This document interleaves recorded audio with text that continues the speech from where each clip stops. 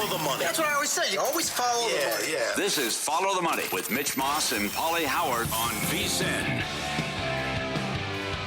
Here we go.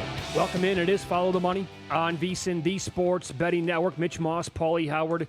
We are live in downtown Las Vegas from the Circa Resort and Casino. Action-packed 3-hour Wednesday program lined up today. Sal Palantonio, his weekly Wednesday appearance coming up in an hour. Mike Palm in studio in 90 minutes.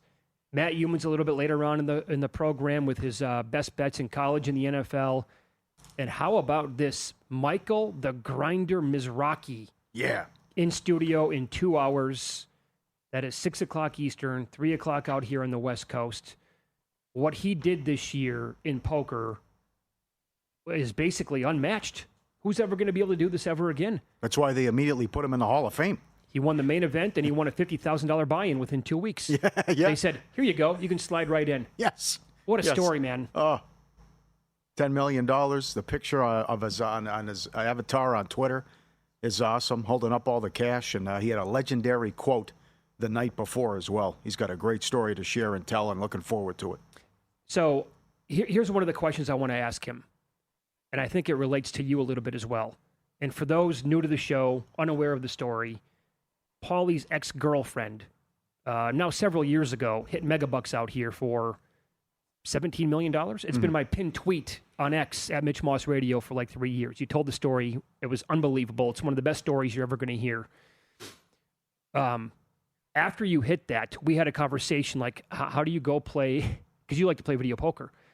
How do you play 10-cent denomination after that? Mm-hmm. How do you play nickel, right? Yeah. So what does he do that's ever going to be able to match that? How does he get a rush? Like, what's he going to be like moving forward? He'll never top this, ever. I just think he loves the action, though. I mean, he won't be able to top that, but still he likes to play, and still you can grind it out with more wins and also bracelets, the bracelet chase, you know. Helmuth's got what? What did we? 17 of them. Mizrachi has 8. 8, yeah. So keep going. He's won that $50,000 Players Championship 4 times. I mean, it's ridiculous. So if you have a gift, you just keep going, and and then the X didn't stop either. Certainly up the denomination, and there was from there on out, it was high limit. But she would continue to play and get after it as well, and then watch a little Netflix on the side. Did you reach out to her recently? Yes. About coming on the show? Yeah. How do you know? Oh, you told me, jackass.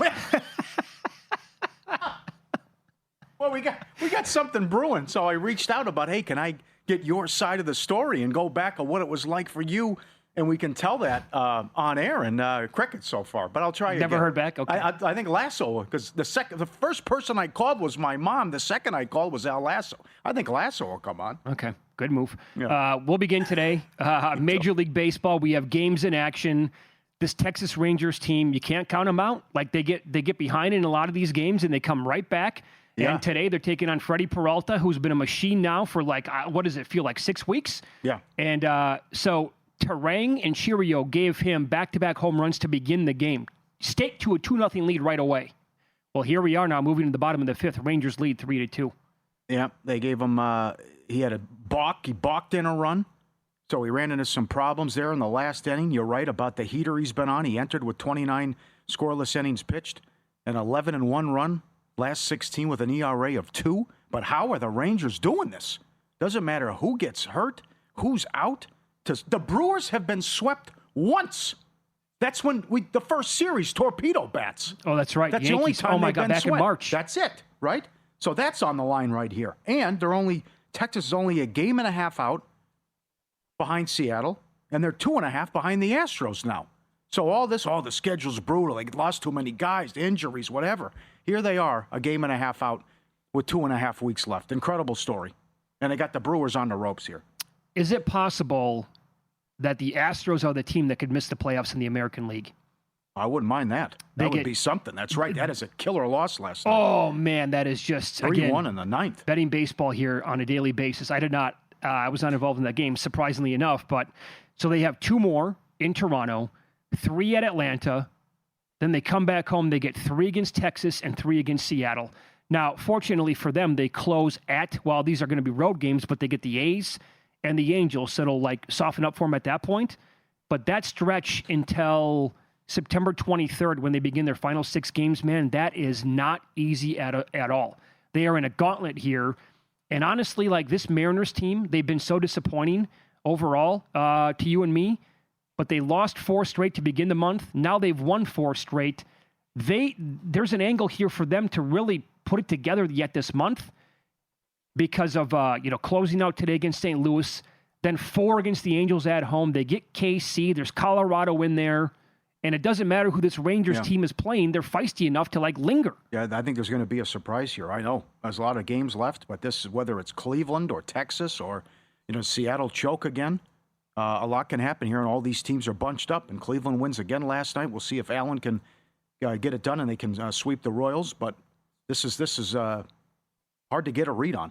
And you're right, things can change like that in a week. So we've been making the case and gave out a winner yesterday with the Giants. But what the Giants are doing, now they're down 1-0 here in the second inning as they try to sweep Arizona. But I know I met Mike from New York, the cop, and he's the guy who goes out, he gets his mail, and he pretends he's having a conversation, so he doesn't have to talk to his neighbors. Ring her off, though, ring her off. But always loved Charlie M. So the closest thing you're ever going to get now to a Charlie M sighting, he hasn't been out here in 8 years since COVID, is he was able to grab 10-1 today on the Giants to make the playoffs at Hard Rock. Yeah, Hard Rock, Florida, Seminole Hard Rock, whatever the hell it's called, in Florida. So we talked about 8-1, 10-1. You stared at 12. It's down to 6. Mitch, they're 2 back. I know. The offense is unreal. What they're doing is they've won 15 of 18, and they're scoring 8 runs a game. So I should, again, hating myself betting baseball. Last week when I brought it up, I couldn't even find it, right? Then the next day, they were 12-1. I have it in my queue. I'm like, I already got a most wins in September. Like, if I cash that, I'll be happy with that, but I don't want to add more. Yeah. Punted on 12-1, punted on 10-1, plus 750, 8-1. Finally today, here you go. I bet plus 550. Yeah. But I have a little piece on of them as well. And here's another thing, too. You can shop around. Not all books, but some books will offer which team will be the sixth seed. Oh, difference in price? Oh, yeah, absolutely. Big? There was like a 75-cent price today difference. Yeah, if they make it, they're 6. Yeah, I can't imagine unless the Padres just completely fall on their faces here, which is possible, I guess. Yeah, which I can't see, but that's I think it's correlated. You take that and you can bet 3-1 on a Mets to miss, but Mets again can't win in Philadelphia. What happened last night? So this is wild. What's going on? Sure. This turnaround by San Francisco. I mean, they were dead. It was over. And how well they're playing now and what they're doing. So 5th easiest remaining schedule. The Mets have the tiebreaker, though. That's big. Mets beat them head-to-head. So 13-3 since August 23rd, and during that span, most runs scored. But now Arizona's got 1st and 3rd, nobody out. Nobody out. And I was looking at Rodriguez is going today for the Diamondbacks. Yeah. Not having a great year, but his ERA goes up a full run, around a run and a half, the second and the third time through the order. So at some point here, the Giants are going to get to him. Now it's 2-0, and that's another hit, so there's nobody out yet.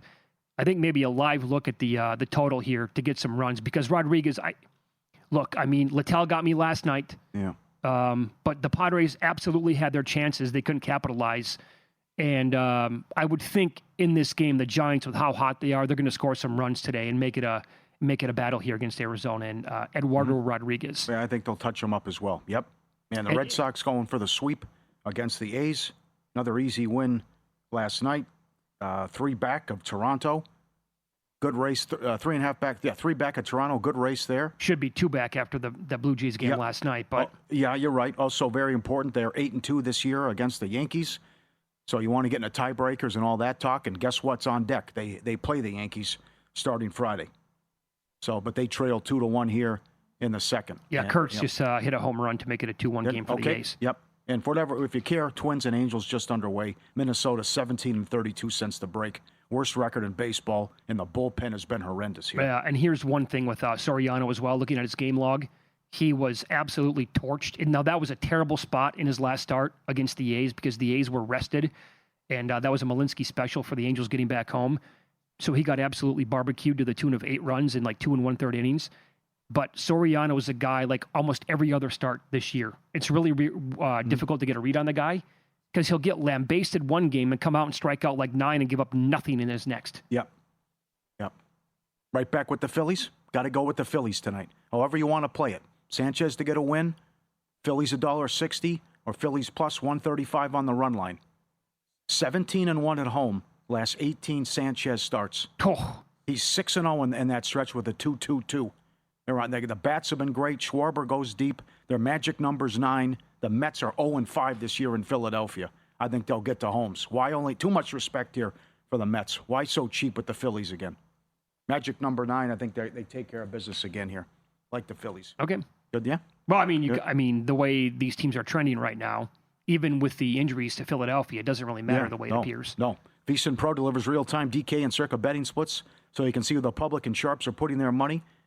Add in the email every morning from Bill 80. We get the best bets from every show, host, and guest. The 24/7 video on the Watch app, the Pro Tools, the Prop Analyzer, the betting systems from Mackinnon, all the breakdowns, everything you need to stay ahead of the season and the game. $9.99. Jump in now, 50% with an annual subscription as well. VSiN.com/subscribe. Go get it today. The website looks great. Get up there. You'll get lost in all the information, articles, and picks. Make it 5-2 Rangers. Jake Berger with a 2-run shot. Oh, man. So Peralta, that was a big in-play number, too, as you mentioned. Like 2-0 Brewers in the second inning. I saw $4. Yeah, right. So now he's given up 5 earned today and 2 blasts, and he's at more than 100 pitches, not even through 5 innings right now.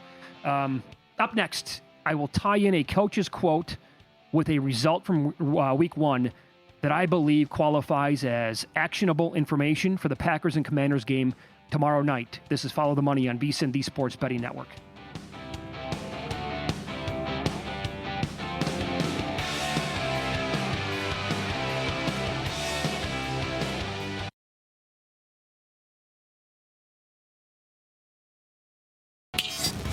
This is Follow the Money on VSiN. We have a very exciting and big, I would say, Week 2 Thursday night tilt tomorrow night. Green Bay at home. The hype on Green Bay. Even my lifelong childhood buddy, who is like a diehard Packers fan, always has been. He texted me today and said, "Can we pump the brakes here a little bit?" I think that's the first time he's ever told me that, ever, with the team. Yeah.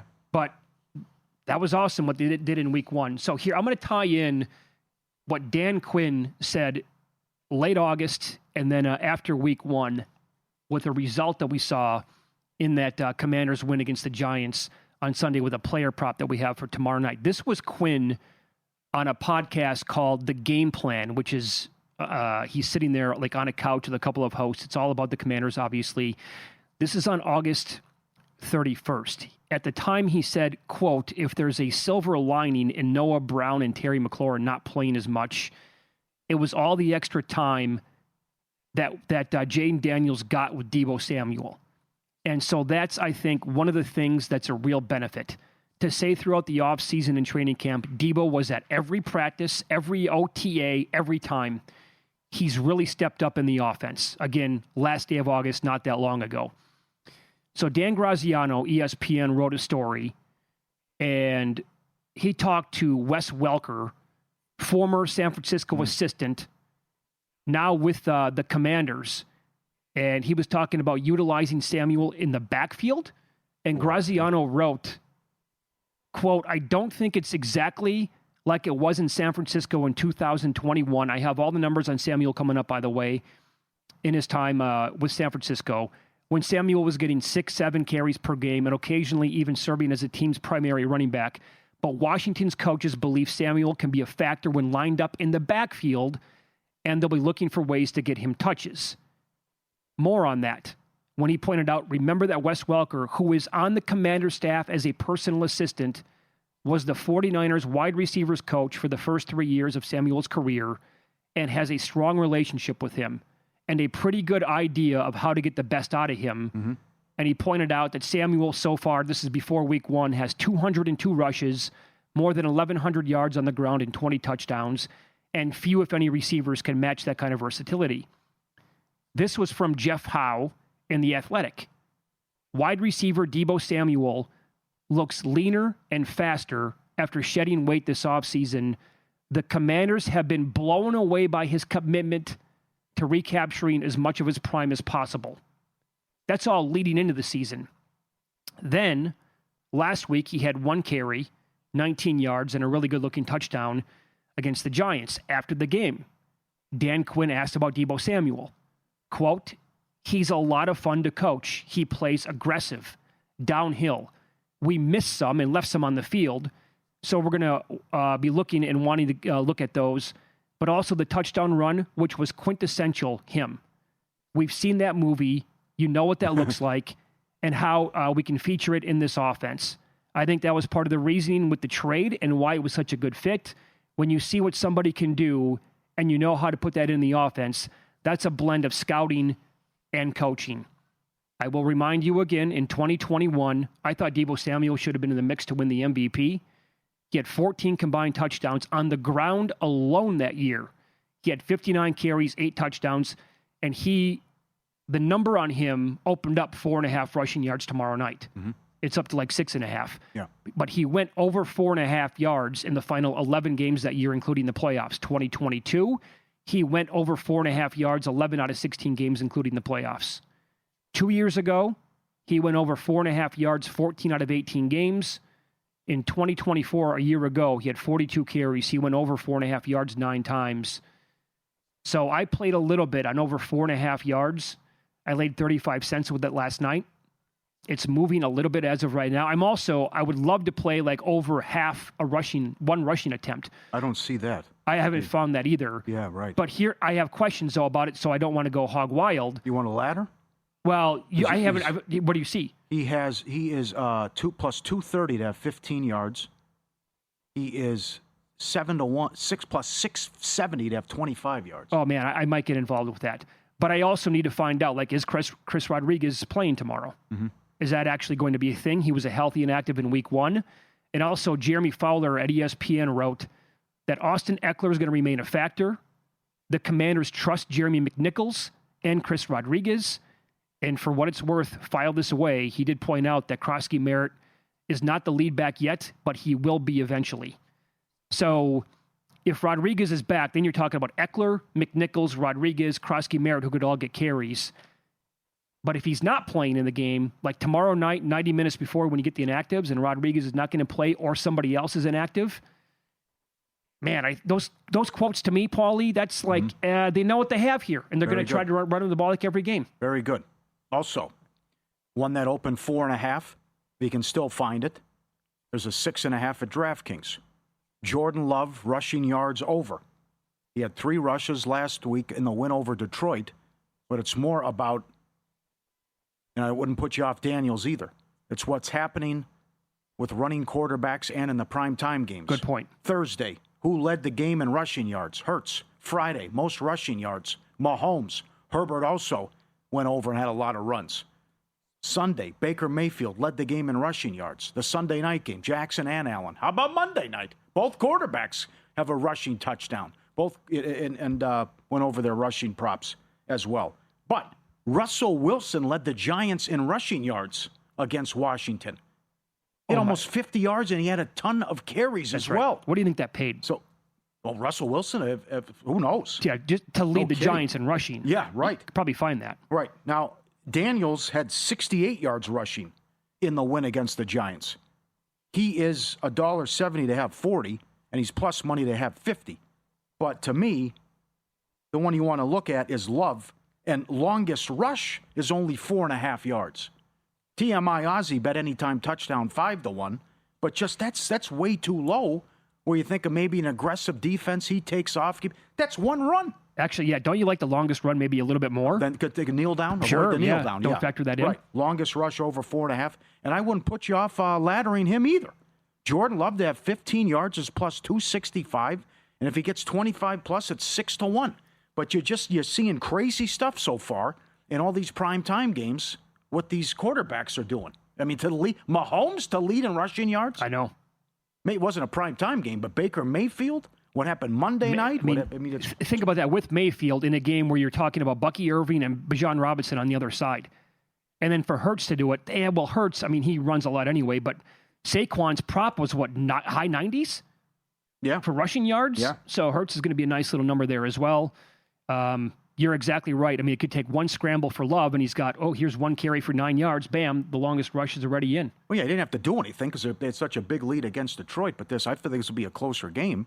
But it's also tying into the primetime performances, and also this guy should have a 5-yard carry and go over longest rush and should go over his rushing yards as well. How about the Commanders with more than 230 yards rushing against the Giants anyway in Week 1? Yeah. They have so many guys there that can kill you. And I'll give you this too. Steve Makinen numbers, vsin.com. Teams playing a second straight home game in Week 2 and are favored are 14-10 straight up, but only 5-19 ATS. That's 21% over the last 13 seasons. You're down 16 units.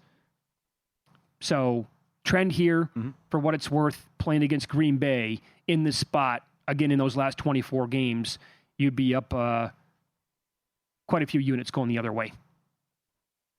Do you agree with that, though? And I know that you were high on Green Bay before the season, but the hype is just completely off the charts now. Yeah, it's like McCarthy. Let's get to relax here. It's because of one. Okay, it's because of one guy, though, right? If they never imagine if the Packers did what they did to the Lions, but never made the trade for Micah Parsons, would they get this much steam? I think he's the main reason why. Well, they'd still get a lot of recognition and hype based on what happened. Oh, they thoroughly outplayed him and embarrassed him. But getting Parsons helps as well, and all eyes have been on Green Bay. But they were a playoff team last year, too, so they had that piece. It was... I like what you said on Monday. You were very strong. You said the NFC goes through Lambeau. Yeah. That's how I feel. It's a good test, though. You got a good playoff team from last year, and they think they've fixed and worked on their defense. So I give the edge to Green Bay because of the short week, and they're at home again. But it's all that goes bye-bye if they lose this game. Then the other focus becomes what's going on in Detroit then. Yeah, right. If that Washington's able to move the ball and have a lot of success. Yeah. G-Bank is built with sports bettors in mind. Right now you can earn a $50 cashback reward bonus once you're approved and your account is open with the G-Bank Visa Signature Card. Most credit cards treat sports books and gaming transactions as cash advances, even when it's your own money. G-Bank treats them as regular purchases. No cash advance fees. You save up to 3 to 5% on every deposit. You'll earn 1% cash back on all eligible sports books and gaming transactions. 2% cash back on everything else you buy. Apply now. VSiN.com/GBank. VSiN.com/GBank. I was surprised when you added, in fact, if it doesn't go through Lambeau, you're going to shave your head. But, do what you want. Up next, we're going to dive into Week 3, early lines in the NFL. There are some intriguing games on the board and some numbers that look attractive. We'll kick it around next here on VSiN.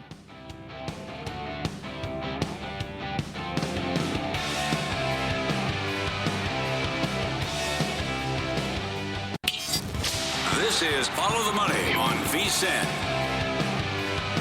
We do this every week here on the program. We like to look at the early lines, the look-ahead lines in the National Football League. The Westgate, they post them up here in Las Vegas earlier than every other book. I think DraftKings puts them up as well nationally.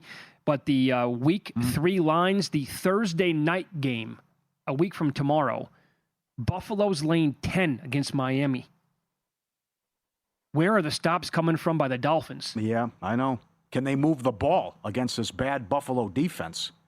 That's the other one. Actually, if they lose this weekend to New England, right, and if they can't move the ball, and here's the thing, if the Jets move the ball this weekend and the Dolphins can't, McDaniel might be gone after Week 3. There is a report that him and the GM are out by Week 6 if they look like this again.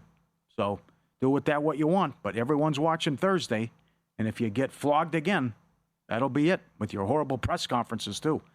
So, still a good game, though. On paper, could be exciting, and we'll see if Buffalo can get some stops. Well, you would think that the Dolphins, with their so-called weapons here, should be able to do something against a banged-up Bills defense, unless, every guy's back and they're completely healthy by then. Indy is 2 at Tennessee. 2? 2. Ooh. That's low, Utah, don't you think? Lou did a good job in the first game. I know it was horrible Miami, but again, it's between Callahan and that's probably the last guy you want to help you out with a young quarterback. Yeah, the play calling was atrocious, and they didn't put him in good situations in spots. Everything should be quick and fast and build the confidence and not just, you're dropping back and he can take sacks and get knocked out of field goal range. I was doing a lot of recapping or looking at that game after it's over with here, Titans and the Broncos. There's a lot to like from Tennessee's side. The defense, Cam Ward, like the video, I mean, despite having, a bad coach in Brian Callahan, did the best that he could and actually made some really good throws under duress. So there's like a lot, like this team, I think, has a bright future all of a sudden. But it's the Callahan angle is just, I can't stand the guy. Yeah. Defense hung in there, but it was a lousy performance. So, 4 turnovers, you score 6 points. What do you think of this number here? Atlanta's 2.5 at Carolina. 2.5. There is no home field advantage here for the Panthers. Let's be real. The Falcons are going to be coming off the Sunday night game against the Vikings. Yeah. Carolina coming back home after a trip to the desert to take on Arizona. I would really like Atlanta, too, if they lose Sunday. That's a season on the line. Be 0-2. Yep. Washington, they opened 5.5 against the Raiders. They're at home in that game. They're up to 6 now. They have extended rest now, obviously, and the Raiders get a Monday night game. Oh, that's tough. So it's a double whammy for them. Yeah, I agree with you. I'd have to go Washington there. That's tough. I would too. And not the teaser stuff, long gone now, but like money line parlays, okay. Well, I know he had an unbelievable defense in Seattle, but Pete Carroll has always been the nuts going west to east. That's true. He's never had problems. He's had a lot of success doing that. The Packers are 7 at at Cleveland.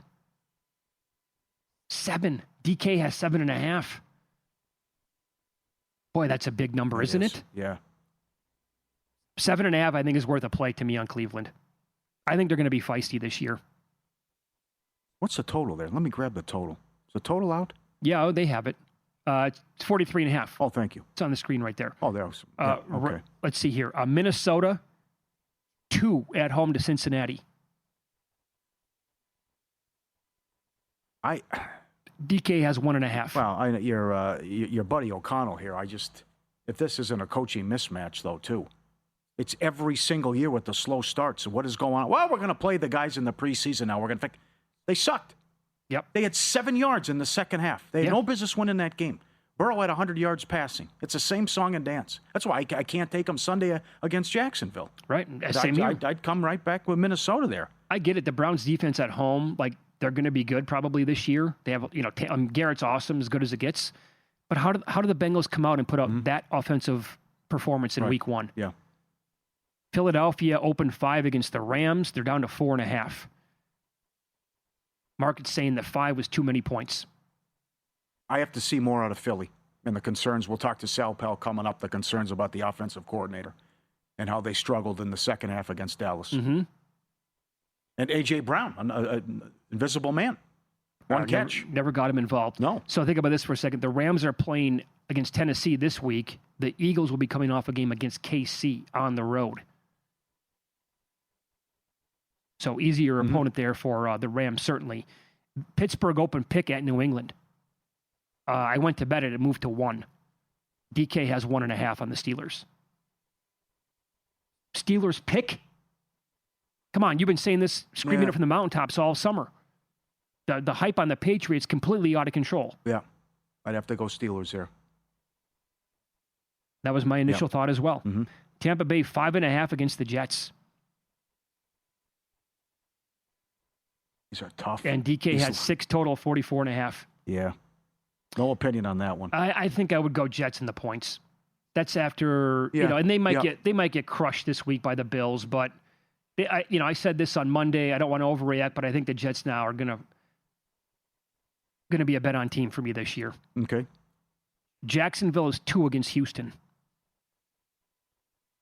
How does that one line up for you? Jacksonville favored? Oh, that's a big game Monday night for Houston again, too. If Houston's 0-2 coming into this game, that should be under 43.5. That would be my only look in the game. That's exactly what I was going to say. Yep. Houston's favored at DraftKings.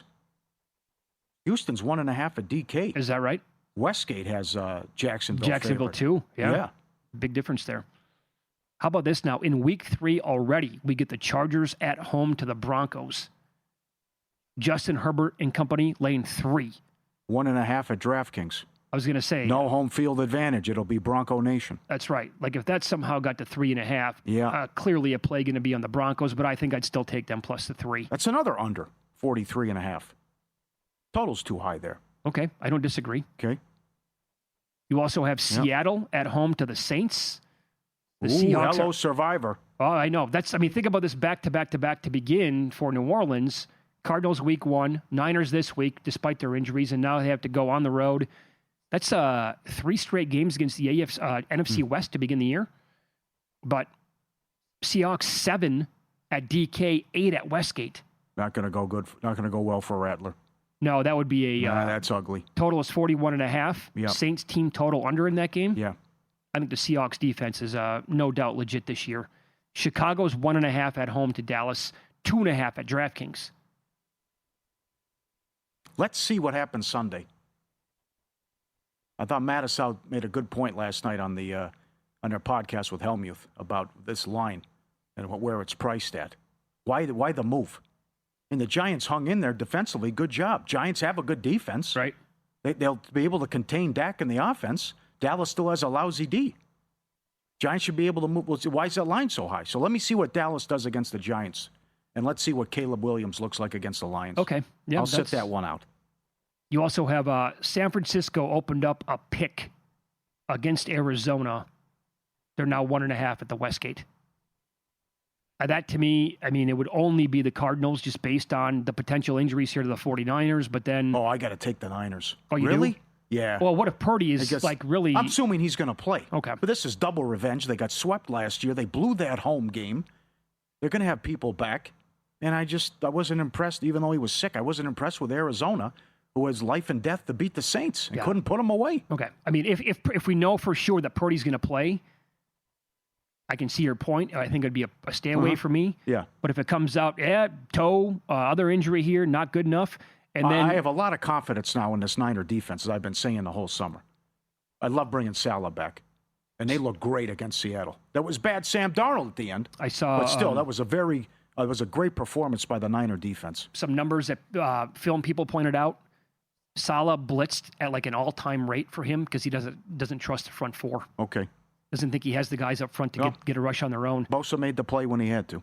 Sunday night, Chiefs-Giants? No, it's not. I think that's the Sunday night game. Oh, come on. It is? I think that is the Sunday night game. You're right. Why do they do this every year? Oh, God. The stupid New York teams. Right, There's no reason for it. Yeah. But the Chiefs are 6.5 on the road against the Giants. Kelsey owned the mistake. Friendly fire, knocking out Worthy. Bad move. Well, it's right. I've been in the league 13 years. Can you run a route? What's going on? I could only take the Chiefs there. Maybe a quarterback change. I was going to say, here's the thing. If you told me right now that Andrew Thomas is absolutely going to be back on the offensive line and Jackson Dart's the quarterback, I'm intrigued by the points. Come on now. Monday night, Baltimore 6 to the Lions. They opened 7. Remember what happened? Oh, God. Remember what happened the last time Detroit went there? I think it was, 35-3 or something like that? Yeah. It was pure destruction. They take these elite teams out in a body bag in regular season games. Money on Detroit. That's no way. So you can get below a touchdown right now. Yeah. Bad Sunday night game. The betting splits cut through the noise, pulling real-time data straight from Circa and DK. Circa caters to sharp bettors and big wagers, while DraftKings reflects the broader market and public perspective. Track the percentage of bets and handle on every game across every major sport. You can make sharper, more informed bets. Start your edge today, $9.99, VSiN.com/subscribe. Paul's going to recap last night's action with win some, lose some, and we'll update the Major League Baseball betting board coming up on Follow the Money. It's VSiN, the sports betting network.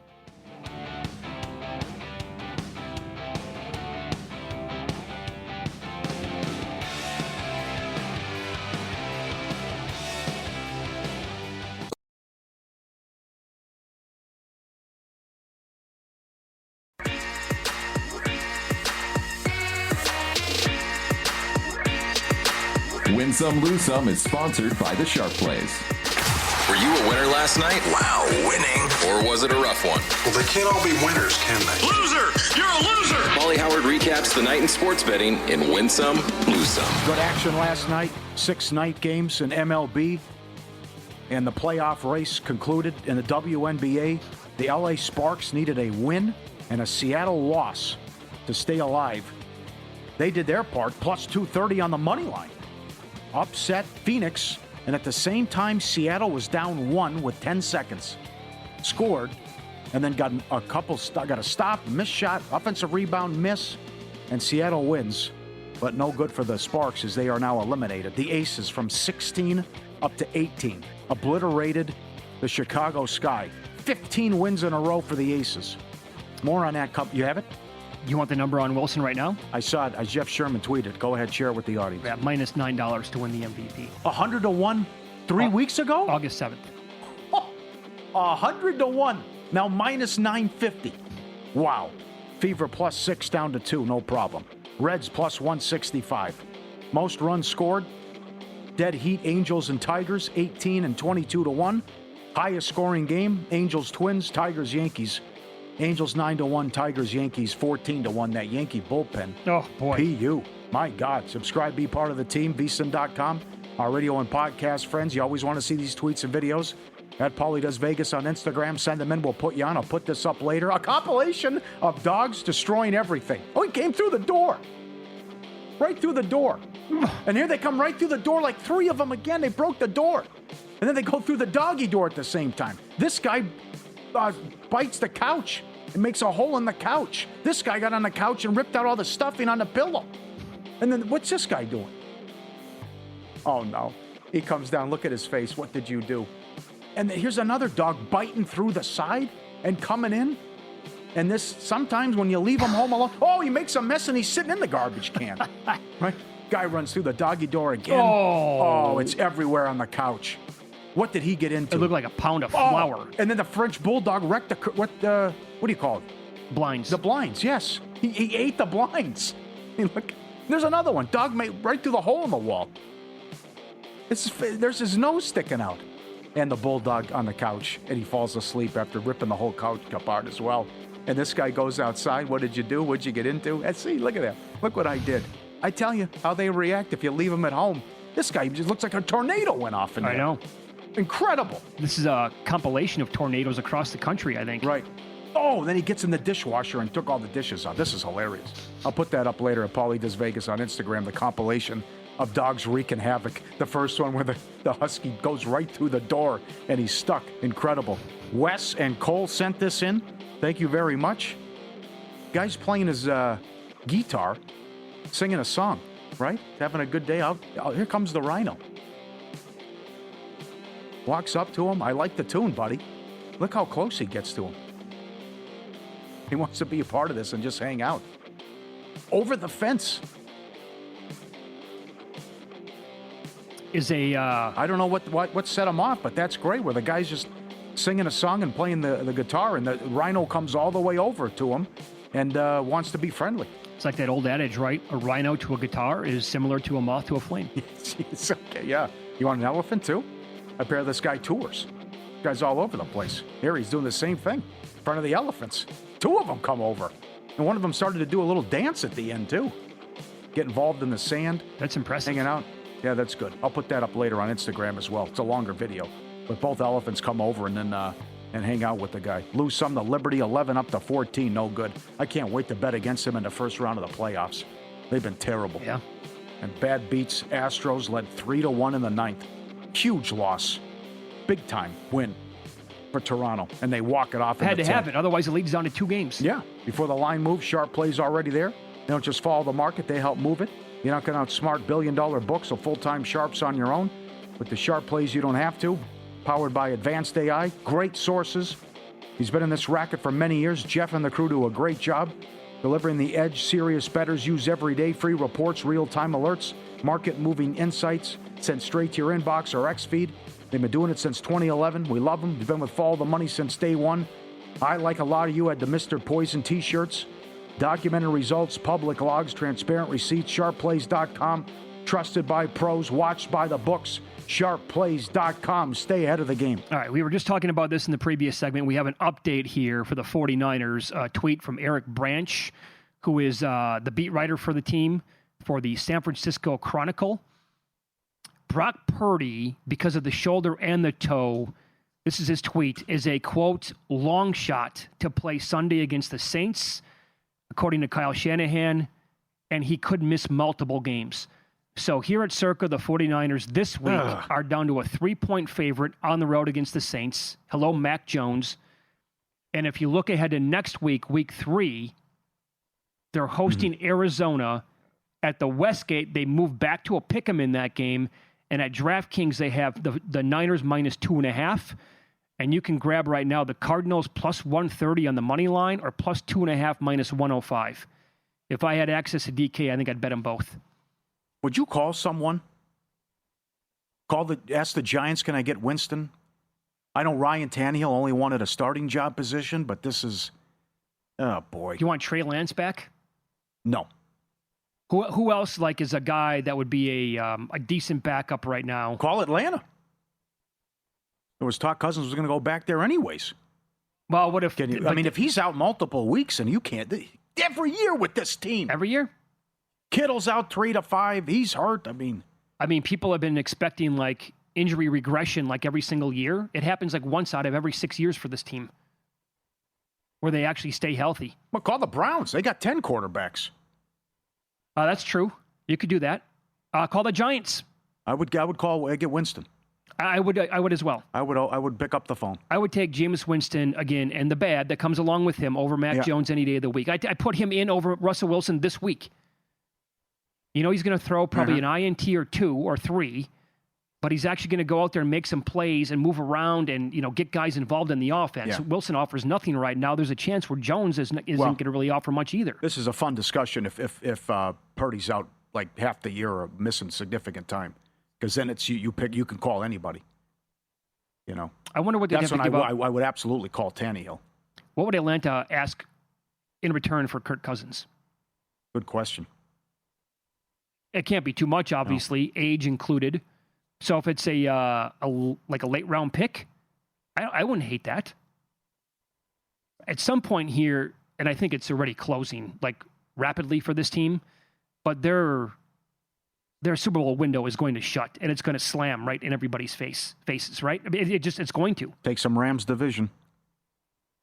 2 to 1, right? Plus 180. Pointed that out yesterday. How are the 49ers with all that news? How are they still priced we know it's going to happen. We know it's going to happen at the end of the year. My God, they were $135 to win their division, plus 135. The Rams are higher than plus 180. Also, what's a 49ers updated win total? Still probably hovering around 10.5. Yeah. They are super lucky to win that game this past weekend. It's 10.5. You got to move that. We'll see if Mac Jones can do something against the Saints then. Well, there's an angle here where Mac Jones could actually come out and look good with Kyle Shanahan. Yeah, right. I mean, it has not gone well since his rookie season, but no, that's a long time ago now. Well, yeah, it's bad at Jacksonville too. Ooh. Maybe Shanahan's good enough to actually make it work with him. Maybe. He's done it in the past with other quarterbacks he never thought it would work with. Shanahan, offensive genius, right? Sure. Plenty of weapons. You can feed McCaffrey. You're going against the worst team in the league. Actually, get the win and worry about Arizona next week. Don't you think at some point here, let's assume for a second that Purdy is going to miss this week and it's going to be Mac Jones. At some point, don't you, if it goes low enough, you got to bet the Niners? I don't see what's the total? I don't see Rattler moving the ball. Yeah. It's 3 here right now at circa on the spread. Even a small money line bet on the Niners. What is that? Probably minus 150 right now, 145 in that range. 40.5 the total. Whew, Maron. Well, Mac Jones against Spencer Rattler? I mean, Paul, against so the Niners and the next week against Seattle, there's a chance here where we're going to get 20 to 13 every game that the Saints are involved in or in that neighborhood.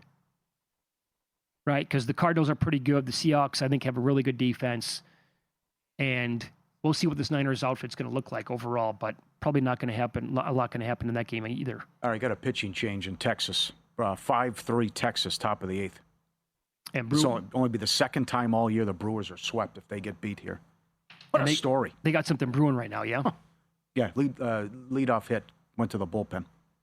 Red Sox just took the lead, too. Okay. Up next, our weekly chat, longtime friend of the show, Sal Palantonio from ESPN joins the program. We'll talk about week 2 with him coming up on Follow the Money. It's VSiN, the Sports Betting Network.